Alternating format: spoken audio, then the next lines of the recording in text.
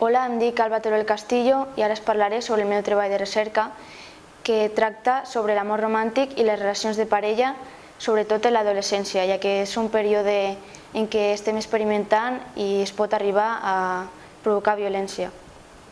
Els mites de l'amor romàntic i l'amor romàntic és una classe d'amor que pensem que és el correcte però indueix aquesta violència de la que he parlat abans. Per exemple, la gelosia, el pensar que si estàs gelós és que estimes a aquella persona i és tot el contrari, perquè és una manca de confiança. Els rols i els estereotips són molt presents en la nostra societat, en la diferenciació entre homes i dones, pensant que la dona s'ha d'ocupar de les llavors de la casa i dels nens i llavors l'home no fa res d'aquestes coses.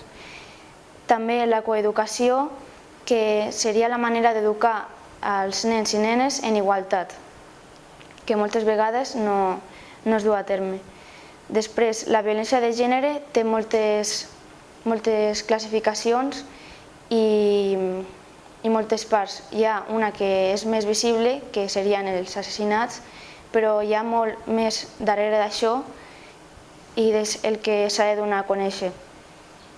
Com a conclusió, m'agradaria reafirmar que aquests rols i estereotips que ens indueix a pensar la societat afecten tant a homes com a dones en no deixar-nos ser com voldríem i que hauríem de començar a educar en igualtat des que som petits, nens i nenes, i llavors les relacions d'una vida adulta serien més igualitàries.